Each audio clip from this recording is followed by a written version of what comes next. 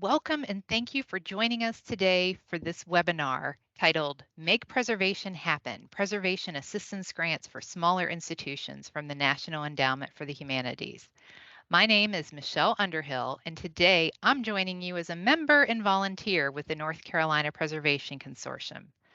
I want to thank each of you for caring about preservation and making time to be with us today.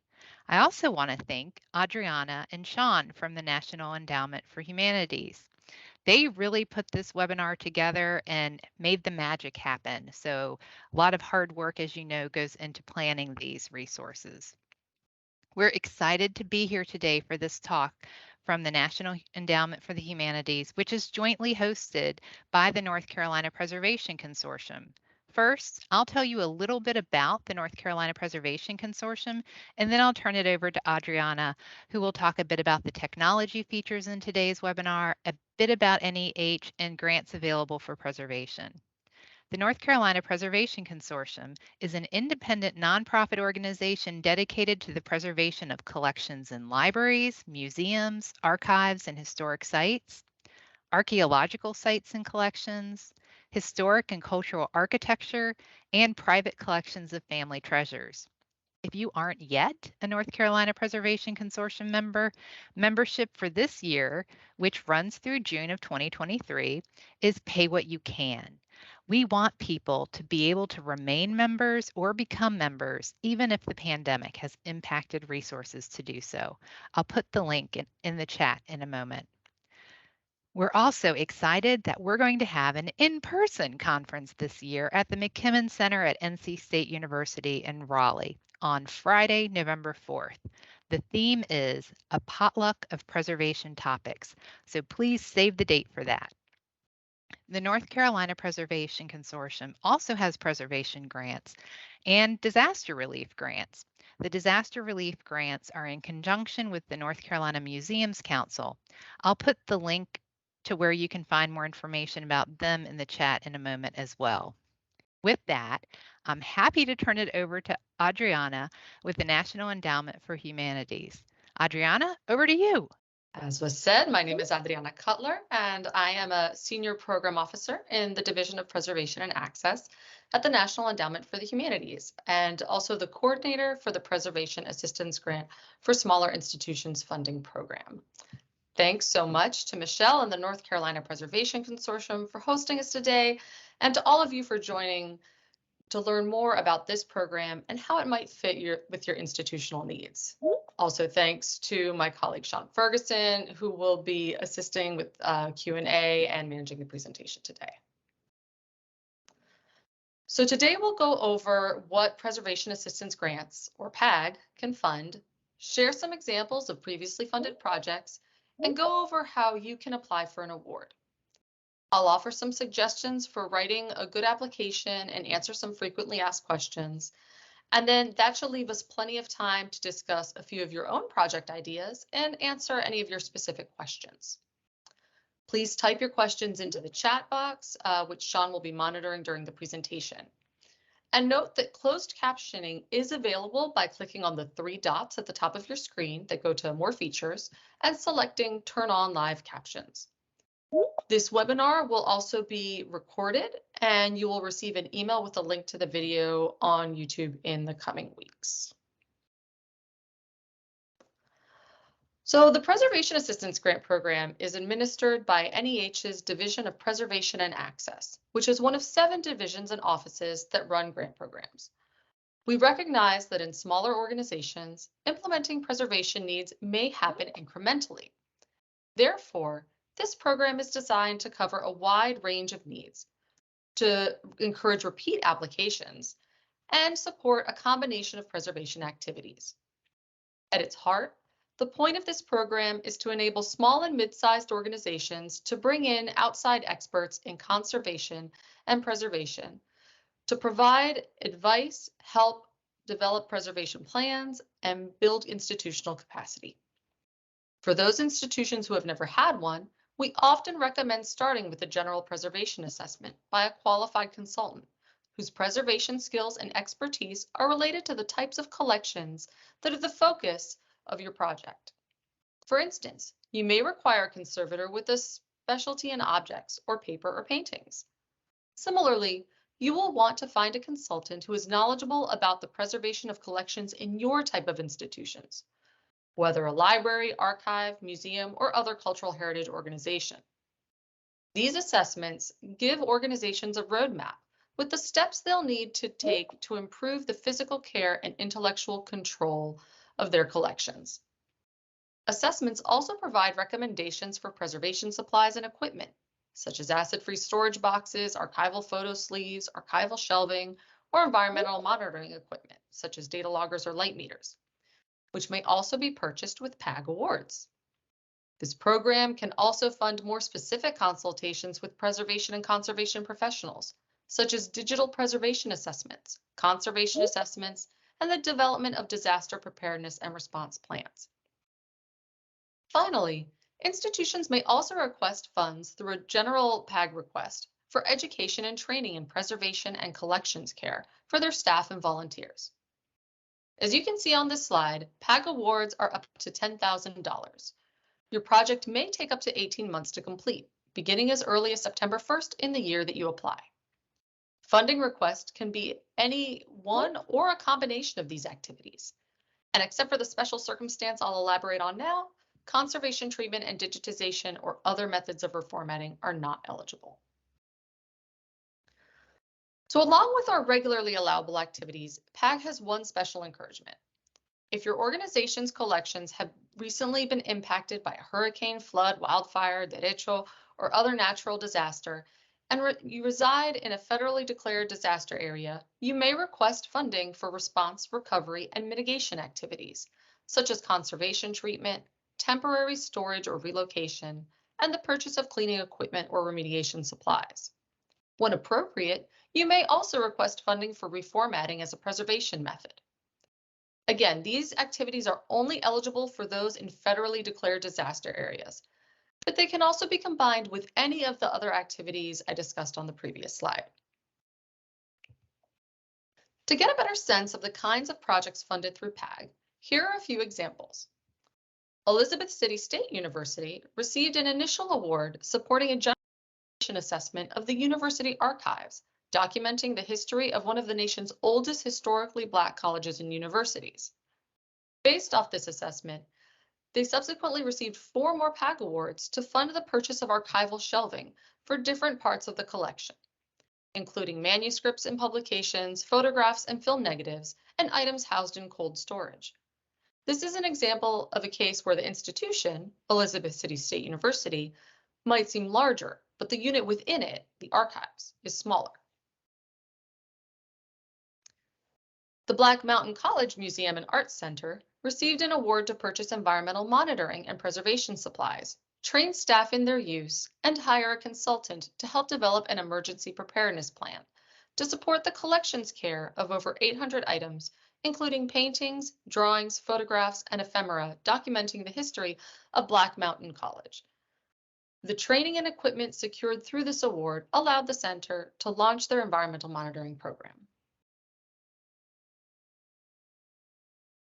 The Hunter Library at Western Carolina University hired a consultant to perform a digital preservation assessment, which provides recommendations for how best to preserve born digital and digitized collections.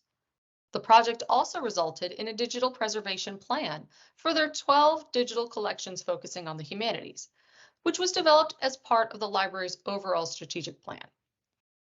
These collections include substantial material on Appalachian history and culture, Civil War correspondence, the life of woodsman Horace Kephart, and the social history of Western North Carolina.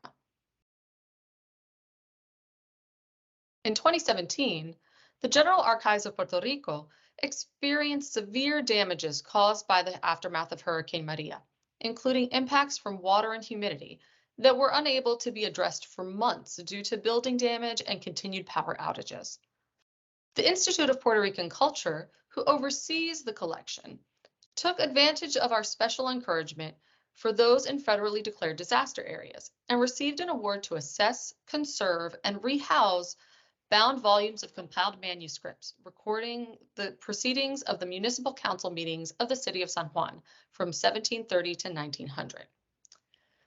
So these are just a few examples of the types of projects that can be funded through PAG.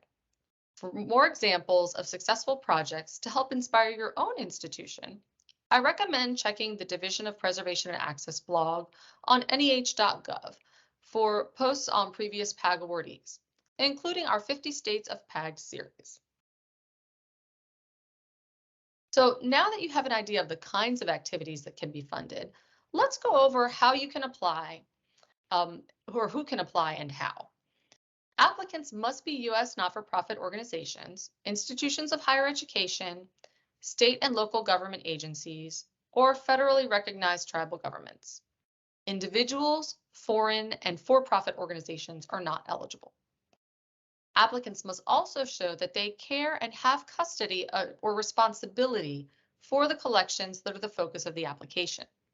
Have at least one staff member or full-time equivalent. So that means, a combination of staff, part-time staff members, and they can be paid or unpaid. And they have to make sure that their collections are available for research, education, and or public programming purposes. So along with our programmatic encouragements, we also want to encourage certain institution types and communities to apply. That includes small and mid-sized organizations that have never applied to NEH for an award, community colleges, tribal colleges and universities, historically Black colleges and universities, Hispanic serving institutions, Native American tribes and Native Alaskan and Native Hawaiian organizations, and other collecting institutions whose humanities collections highlight historically excluded communities. If your organization does not line up with one of these areas, you should still absolutely apply. The encouragements are meant to signify particular interests of ours, but they are not meant to privilege certain types of projects or applicants. So by now you're wondering what you need to include in your proposal. Knowing that most of our applicants to this program are in small organizations, we try to make the application process as straightforward as possible. The main component of a PAG application is the project narrative. This is a 5-page single-spaced document where you will describe your collections and the activities you would like to undertake and answer the questions that help address the review criteria. Before sitting down to write your narrative, you may want to do some information gathering with your colleagues, audience members, or other stakeholders.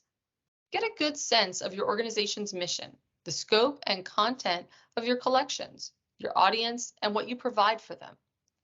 If general public is a large portion of your audience, think about how that breaks down. Is it genealogists, families, lifelong learners? Gather some numbers to help illustrate your case and be sure you have a good sense of previous preservation work or established priorities. This should make the writing a bit easier. It is okay to format your narrative in a short answer approach, listing the questions as they appear in the Notice of Funding Opportunity, or NOFO, and then your response.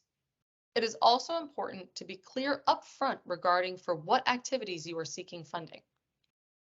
Then you will want to describe the content and size of the humanities collections that are the focus of the project, how they are currently used, and how the proposed project would increase access and use of said collections. Tell us why your collections are significant locally and regionally, and ways that they may fit in with national themes in American history. Including some interesting and specific examples will help strengthen your case. You will then need to describe the nature and mission of your institution and state whether your organization has ever received a preservation or conservation assessment, as well as the importance of the project to your institution. Finally, you will want to discuss the project staff and consultants and their qualifications. For those applicants who are applying under the special encouragement for disaster response, you can use up to one more page to answer additional questions found on PDF page 10 of the NOFO, related to how the disaster impacted your institution and caused risk or damage to your collections. In addition to the narrative, we ask you to include some supporting information to bolster your case for funding. All applicants must submit a budget and budget justification, which is a written explanation of the line items in your budget. If your project includes voluntary cost share, this is where you would indicate it. Your total on your budget form should be equal to your total request from NEH. Another requirement is the inclusion of a detailed work plan, where you outline the specific steps to achieving your project's goals. You may want to format this as a bulleted list or table. A monthly or quarterly breakdown is often a helpful level of detail. And you may also want to make note of who's working on what. Also, don't forget to build in a little padding time. If reasonable for your project, we recommend requesting the full 18 months allowed. After the last few years we've all had, we all know that unexpected emergencies arise and shipments arrive late, causing unexpected delays to your project. Finally, all applicants must include resumes or CVs for the staff and consultants participating in the project. Applicants who are requesting funds for a consultant must also include a letter of commitment from said consultant. And we highly recommend that applicants requesting only supplies or equipment include the previous assessment on which the request is based. While not required, other supporting documents, including workshop descriptions, supporting materials for disaster-related activities, and other documentation are encouraged. Please limit your additional documentation to 10 pages and be sure to consult the application component table in the notice of funding for a full list of forms and documents that must or may be included in your application package. As you prepare to compose your application, I highly recommend reading the sample narratives we have listed on the program resource page on the NEH website. You don't have to imitate them, but you can use them as an example of how someone else made a case for their project, and they can help you think about structure and form. For more tips on what makes a good proposal and the application process in general, please read the Tips on Applying for a Preservation and Access Award article at the top of our blog. As I mentioned, when discussing the narrative portion of the application, the program has specific review criteria that we ask our panelists to consider when reading your proposal. Here are the criteria for PAG. As you can see, these criteria focus on the significance of the materials, the appropriateness of the work planned, and the qualifications of the staff. The criteria are included in the Notice of Funding Opportunity, and I recommend you print them out or keep them open on your computer so that you can have them top of mind as you write your application. It's very important that you begin early on the practical matters of submitting your application. Applications to NEH are submitted through a web portal called grants.gov. It's a fairly smooth system, but it would be good for you to spend some time getting familiar with it before you submit your application. Along with grants.gov, you will also need to be registered with SAM.gov, or the System for Award Management. These registrations can take up to 1 month, so I recommend checking your registration status or working with your Office of Sponsored Projects, if you have one, early on in the application process so that you don't encounter any issues when it is time to submit your application. The next deadline is 11:59 p.m. Eastern Time on January 12th, 2023. And the updated Notice of Funding Opportunity will be available in October. I recommend submitting your application a day or two in advance.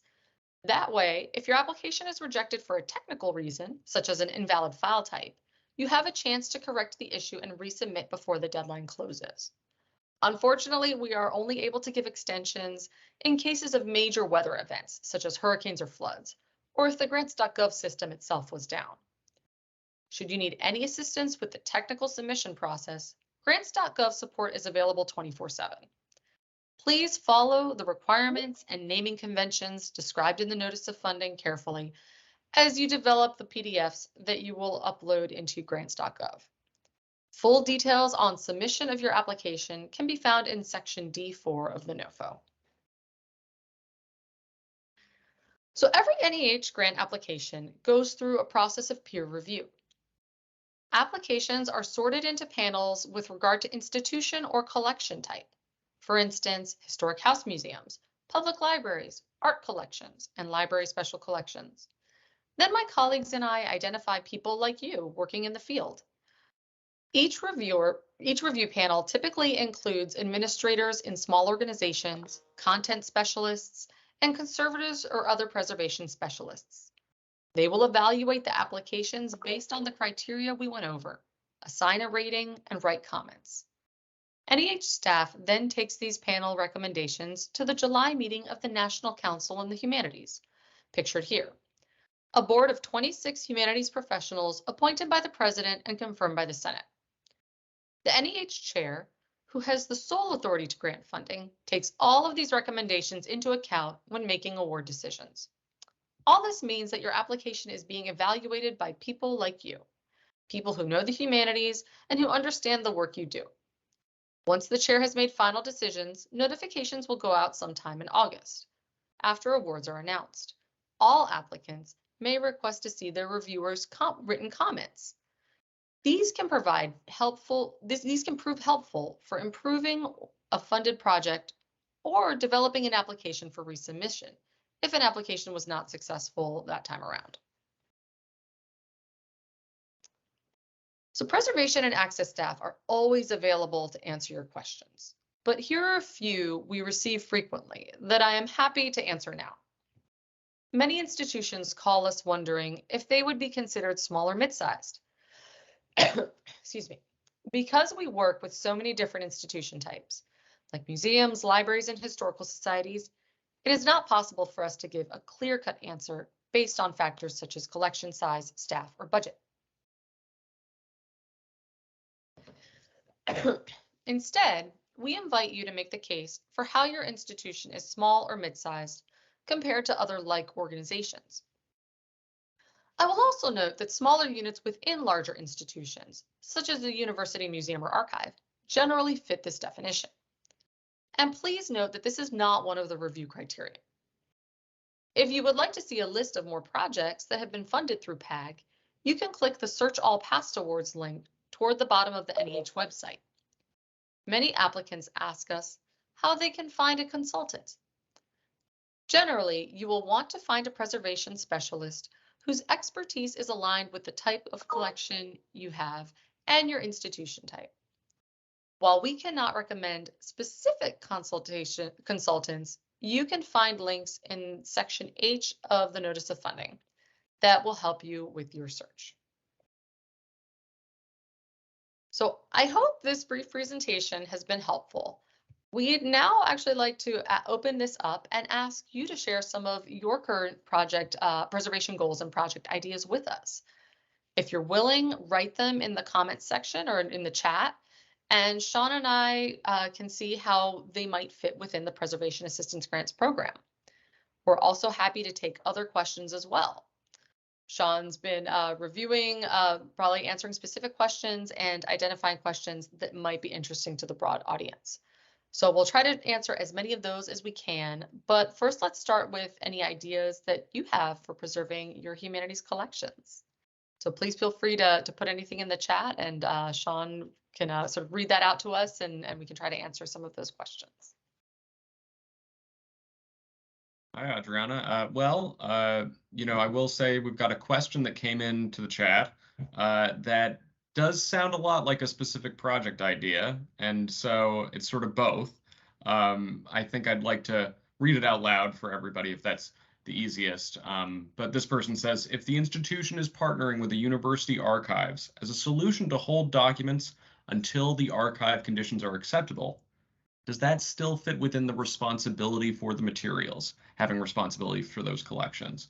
Some or all of them may temporarily be out of the space, which is not appropriate for preservation due to age and lack of technology in a historic home.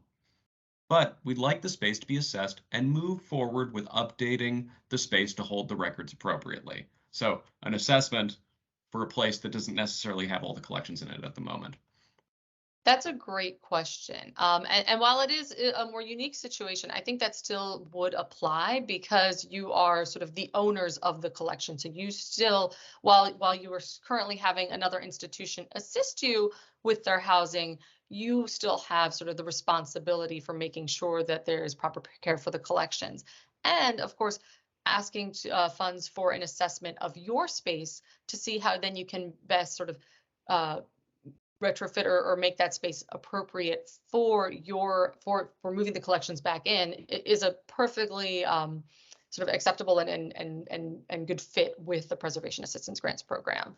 I would also just note that as you sort of move further along in that process, we do have another funding program that can help with some of the sort of broader retrofitting, more construction-oriented pieces. It's called Sustaining Cultural Heritage Collections, and that is a program that actually works very well in tandem with the Preservation Assistance Grants. Usually you'll want to come to PAG for a lot of those initial assessment stages, getting your environmental monitoring program set up, and getting some sort of more specific consultations, and then can move into that larger program to work more specifically on planning and then building out space, sort of retrofitted space within your environment for the collections. So I hope that answers the question there. We actually got another question, a project idea that has come in. Would historic cemeteries be applicable for assistance? There is a large African American cemetery that is in disrepair and in need of vegetation cleanout, headstone repair, and grave identification and mapping. That's a great question. So we have awarded some PAGs to historic cemeteries. I will say that the way in which this program can assist is a little bit limited. So we would not be able to sort of assist with headstone repair and with the vegetation cleanup and identification components.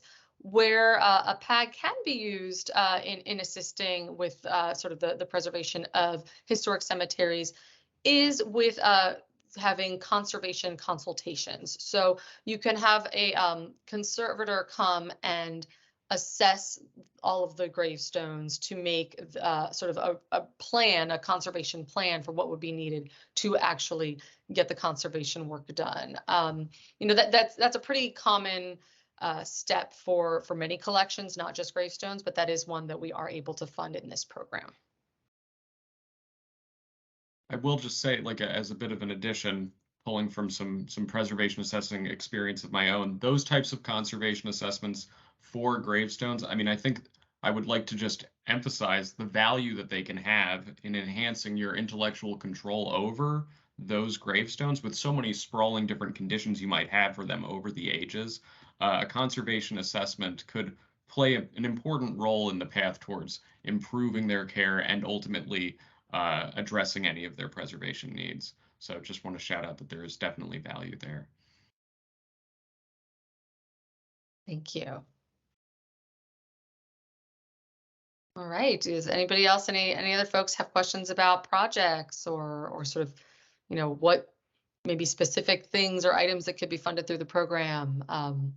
Happy to chat about different types of supplies that can be funded, different types of specific consultations. So if anybody has questions, please feel free to chime in.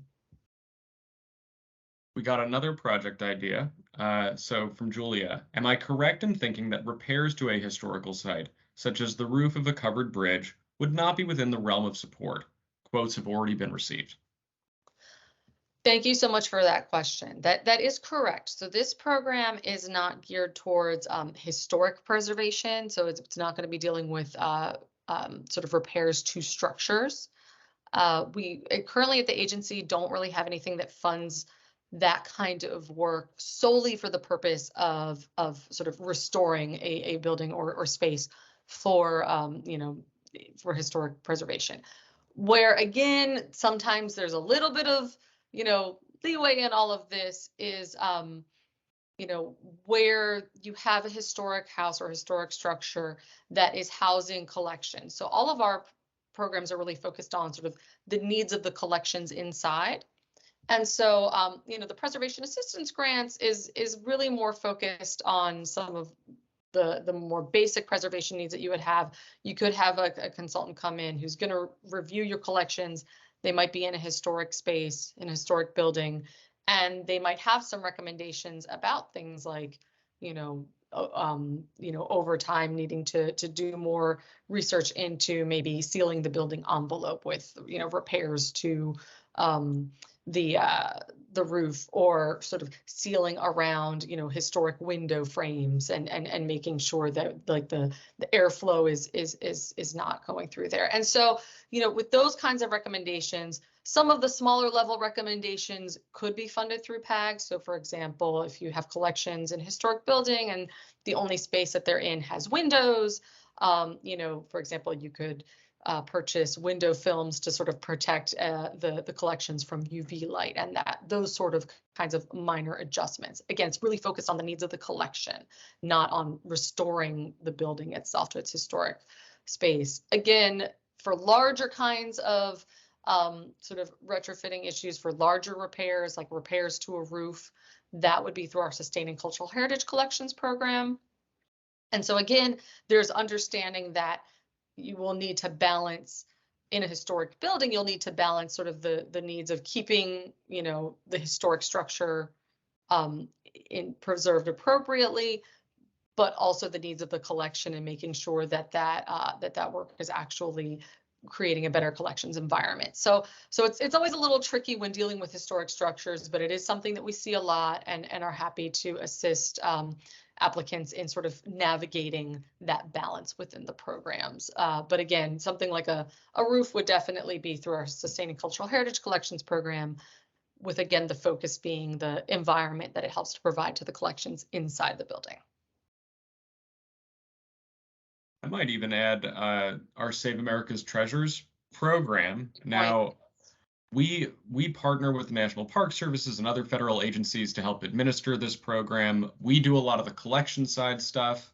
However, there's also an entirely different side to that program for applying for the preservation of historic buildings, probably in the way that you meant it with this project idea.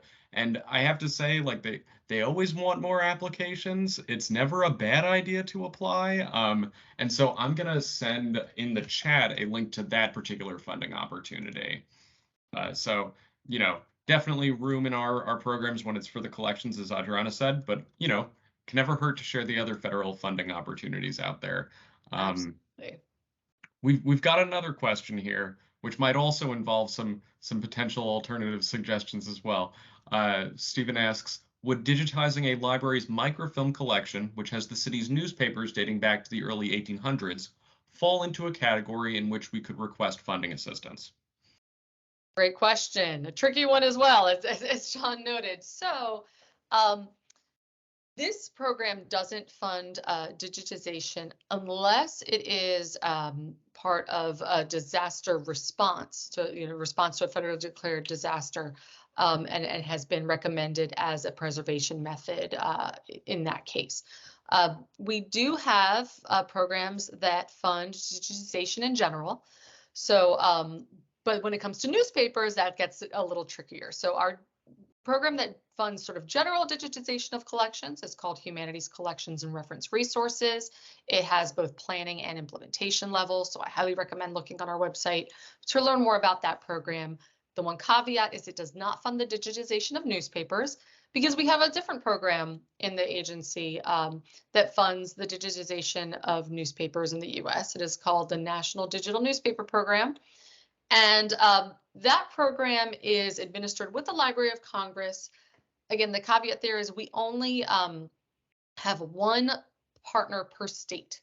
So this is a program where we really have, it's actually a partnership with one organization in every state to go through reviewing all of the different newspapers, historic newspapers within the state's purview, and making recommendations to which ones will then be digitized through that program. And then the digitized products live on the Chronicling America website, which is maintained by the Library of Congress and is an amazing resource of historic U.S. newspapers. So unfortunately, while we don't really have direct funding for specific, smaller institutions to digitize their specific local collections, we always recommend getting in touch with your NDNP state partner. It's always worthwhile checking with them, because while they have, many of them sort of go through the process every few years of figuring out which are going to be the new newspapers that they want to have digitized and part of the collection. So it's worthwhile to check with them during that process. Many of them also, digitize other collections that might not make it into Chronicling America, but that they digitize it for their locally held state collections. So it's just really worthwhile connecting with them. So feel free to email or call us to reach out to us, and we can get you the contact information for your local state NDMP partner so that you can sort of make that connection and see if there's potential for working with them and digitizing that collection. I will say, since I have the benefit of looking up resources while you're answering these questions on the fly, I did pull up the state contact in North Carolina. So I'll throw them into the chat for you. But it's, University of North Carolina, Chapel Hill, their digital newspaper program. And just as Adriana said, a lot of times organizations will apply listing collections that they might digitize from other local institutions, often on microfilm when it's newspaper. So I'm gonna just add that in the chat as well. Boy, we're connecting everybody to alternative funding sources, but it just goes to show the range of project ideas that everybody has. I'll share another question we've got here. Would this grant help us design new space to relocate our museum collection during a building renovation? That is a good question. So if I'm understanding it correctly, you're looking to relocate the collection during the renovation, not necessarily working on, what that new renovated space would be. I understand that correctly. So this program probably would not make the most sense for that, because really, with this program, we're really hoping to sort of build the space more permanently for the collections over time. We're not really thinking about transitional spaces as much. If you're looking to sort of have assistance in building out what that new space is going to be in your new build, that could be a little trickier. I'm trying to think. We don't have a lot of funding for new builds except for through our Office of Challenge Programs. So they fund so sort of the new build construction projects and capital improvement projects. Again, if it's a building that already exists and you're retrofitting a space, then our Sustaining Cultural Heritage Collections program would work. But I hope I understood that question correctly. I don't know, Sean, if you had a different take on that question. Want to make sure that I'm well. I think it's a great question, and I actually, as a sort of an alternative or a different way to frame that project idea, I wonder, and Adriana, you can correct me if I'm wrong, but if somebody came in to apply for, say, a consultant to come in to create a preservation plan specifically for protecting collections during the renovation that might involve assessing an alternative space and its needs for housing. What would it need? Storage pallets? Would it need shelves? How would you relocate them safely? Are you going to need certain kinds of boxes or a certain type of inventory for that move? I feel like a specific preservation consultation on that project may be preservation assistance grant appropriate. But let me know what you think. Yeah, no, that is a good point. I think it would be appropriate. It's hard to sort of say what the competitiveness of that type of project would be, just because it's not something that we usually see. But I think you do make a good point, Sean, that it could be appropriate. And what would probably be the really biggest sort of factor in that question is sort of what's the timeline? How long are these collections going to be in sort of that temporary environment? And then also what would also sort of strengthen probably competitiveness is figuring out not just how to protect the collections during this temporary relocation and move, but also thinking about ways to reuse those supplies in the new space. So, bringing more of a sustainability component to it and really thinking about, you know, what are sort of techniques and supplies that would be useful in this temporary situation, but also could then be reused in a permanent situation. And I think that would really help. That would actually be a very interesting project to see, because it's really sort of looking at more sustainable ways of doing some of this temporary work, and that could be a much more sort of competitive way to frame it. I really like that recommendation. I even just thought of like you could get a consultant to offer a training to you on how to do that relocation safely. It's a preservation topic. And just exactly like what Adriana said about feeding it into some sustainable activities that would benefit you long term. I guess I would like to raise another question we got here. So Wesley asks, so this grant will fund the assessment of physical archival items, objects, photos, paper, and some of the safe storage of such items, archival boxes, shelving, and environmental condition tools. Question mark. That's a question. And then how about collections management software? Great question. So, well, and I want to make sure that I understand the question too. So I'm guessing, so definitely it's physical collections. And when you mean collections managed by software, do you mean like collections management software, like the collections are currently, or do you mean, digital collections? Because that would sort of be two separate things. So we don't fund collections management software in this program, unfortunately.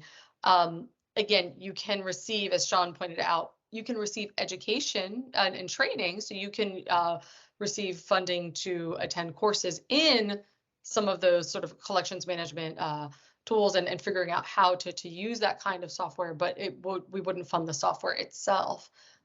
If you're thinking about collections that are digital, then this program does also fund assessments for digital collections, and as well as sort of it's always sort of been there, but we're kind of highlighting newer this year, that you can also, if appropriate, and if sort of has come out through an assessment process, this recommendation, you could also receive funding for some of these sort of digital storage mechanisms. So that would mean, external hard drives, RAID or NAS systems. If it's sort of been through a digital preservation assessment, it has been described that you need to expand that. So again, it's sort of the housing for your digital collections, but unfortunately, the actual sort of management software of collections in general is not funded in the program. If you do have a digitization project or a plan to create an archival, like an online web portal for collections, the Humanities Collections and Reference Resources program could absolutely fund that kind of work, and I'll include a link to it in the chat. Great, thank you. Let's see, our next question. What documentation is needed to show someone as an unpaid staff member? Sure. So we don't really require any documentation. That's a great question. We trust you. It's a little bit of the honor system, but basically you just need to show their resume. And if it's listed on their resume as a volunteer or an unpaid staff member, that's absolutely fine.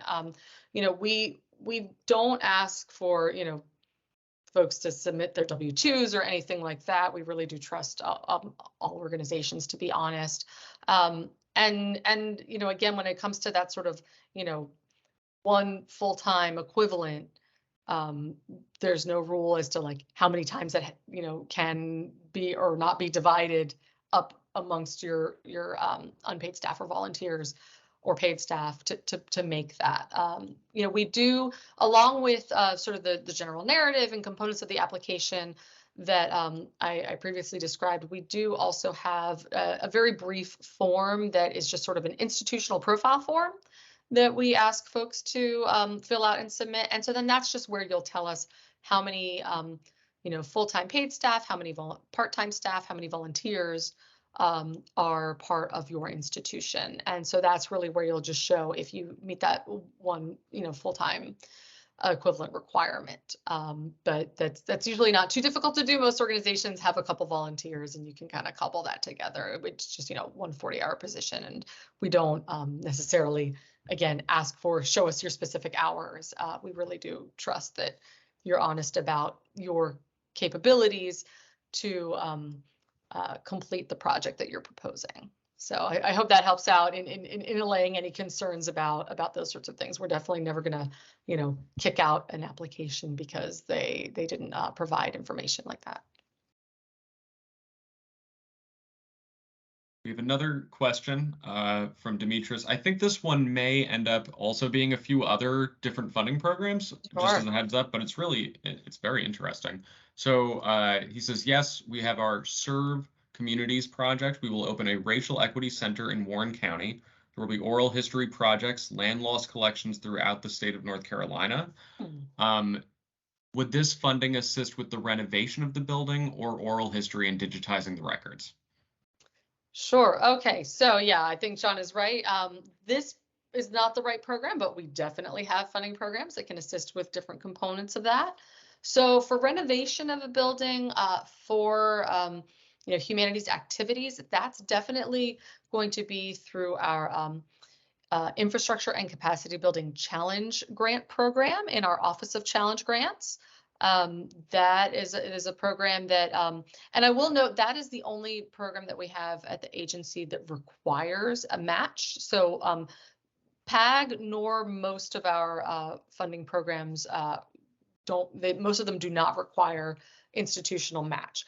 Because capital improvement projects, those sorts of things are larger, that funding program does require a match, but it's a scaled match. So how much you have to match is dependent on the size of your project, as well as if you fall into certain institutional category types. So like community colleges, HBCUs, sort of smaller organizations have a lower threshold of how much they have to match for their requests.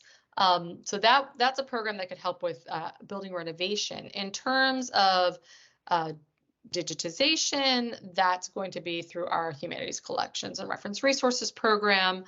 And oral history collection is a little bit of a tricky one. Oral history collection is not, the collection of oral histories is not eligible in the Humanities Collections and Reference Resources program. However, if you have oral history collections already, if you already have them collected, the preservation of those oral history collections and development of access portals to them is eligible in that program.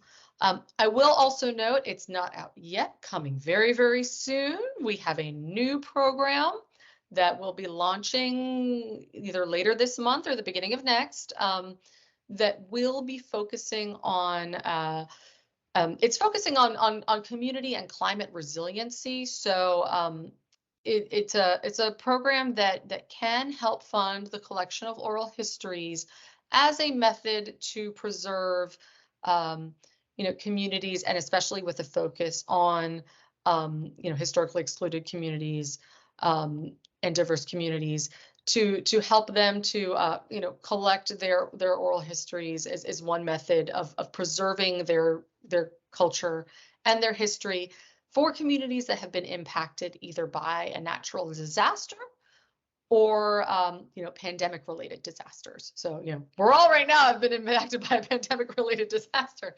So I feel like that really kind of opens things up in terms of when you're thinking about, especially if you're trying to collect oral histories from your community elders that were around during specifically historically important periods of time, that you're trying to make sure that you preserve that history before the community elders transition. So that's a program that please keep an eye on this space, as it were. Go to the Preservation and Access website, because that is where we will be announcing it.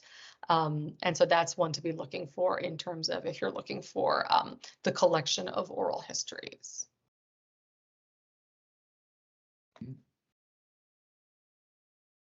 Well, at this moment, I don't think we have any other questions, so I'll just pause to let anybody ask or propose a project idea. for a moment. We still have 10 minutes to go. If if you're thinking, have I ever had a general preservation assessment before? Are there any recommendations from that old general preservation assessment I had that I haven't gotten around to yet? Those are always fundable. Yeah.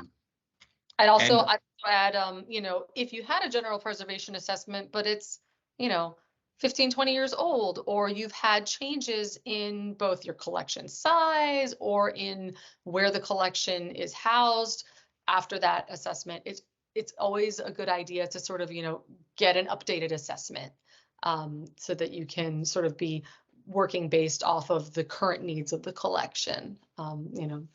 We don't have any rules around that, in terms of if you're coming to us, for funding some of the recommendations of that collection. But typically, if you are coming to ask for funding based off of recommendations of an assessment, it's often good to state, in your proposal, if you've already accomplished some of those goals, what has been done.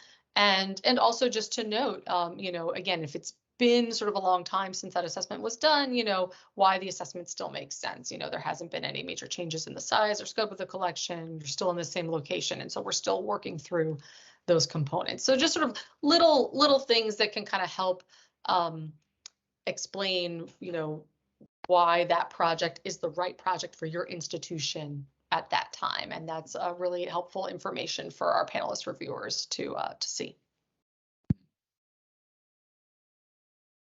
I will add that Michelle has generously pointed out that the NC Preservation Consortium also has a funding opportunity that is appropriate for preservation assessments. It is always a good idea to be not putting your eggs all in one basket, as it were.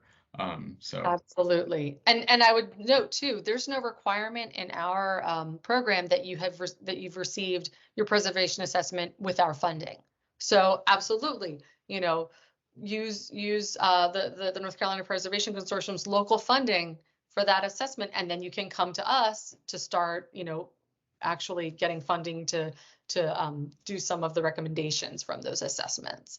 We also note too that, as Sean said, feel free to apply to everyone always, but do note that we cannot fund the exact same activities maybe that are being funded by another organization. So if you were to receive one, both, if you were, lucky and received both awards, you would then have to decide probably, and you were asking for the exact same activities, then you might have to decide which award to take. If you had, maybe more activities in one than the other, or they're slightly different, then you could obviously take both awards, and you could, possibly come back to us, say a portion, could then be funded through other funding. You could come back to us to say, well, we don't need this portion anymore, but we still want to do this component, and you can work with us to see if there are potential ways to, sort of adjust and change the scope of the project so that you're able to receive all the funding. So,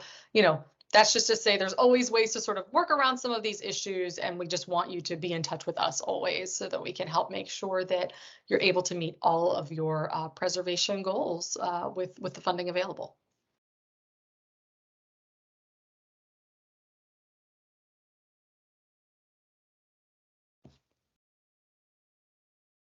Right. Well, just say, if I don't know if folks, have a question and want to throw it in, please feel free. But I just also want to note that if if you had any questions that come up afterwards, after we're off of this webinar, and you want to contact us, please do, email us at preservation@nih.gov. or call 202-606-8570. So myself and Sean and the rest of the Preservation and Access team, we're always here to assist you through the application process. Also recommend signing up for email updates from PAG and other NEH funding programs. So if you follow the link on this slide, you can sign up for updates, and so we will email you when the new notice of funding is available. We'll email you reminders for the deadline, and then that way, you have that information readily available. But again, please feel free to contact us at any questions that come up after this is over. You can also feel free to contact me directly at acutler@nih.gov. Happy to be a resource to all of you. And just again, a big thank you to the North Carolina Preservation Consortium for hosting us today. We really appreciate all of your help in getting out to the North Carolina community, and hope that you all are at least a bit inspired to see what's available. I'll just note, please, I hope this wasn't intimidating. Don't be intimidated by this program. This is actually really probably one of the simplest of applications to the National Endowment for Humanities. And if you haven't done grants work before, or federal grant applications, this is a great one to sort of get yourself used to applying to a federal agency, to sort of step into that process. Again, it's not a very long application. And we are here always as a resource while you're putting your application together. So if you have questions about, how do you want to think through, how do I explain the significance of my collection, or have questions about, is this the right sort of way to the right type of activities that I should be looking for at this time, we're happy to sort of go through those questions with you as you're putting your application together. Thank you. Thank you, Adriana, and thank you, Sean. I just want to thank you again for sharing all of this information with us, and also want to thank everyone joining today on behalf of the North Carolina Preservation Consortium. Thank you for caring about preservation and being here. And I really do hope that we see lots of funded North Carolina institutions on that page of funded recipients for this grant program. So thank you for the good work that you do. Yes, we will second that. We definitely want to get a lot more applications from North Carolina. We've had some great ones in the past, as you saw from the examples, but would love to see more, and would love to help you through that process. Yeah, thank you, Michelle, and thank you everybody for attending. It's really been a pleasure to answer your questions and learn more about the project ideas that you have. So we hope to hear from you soon as the deadline nears in January.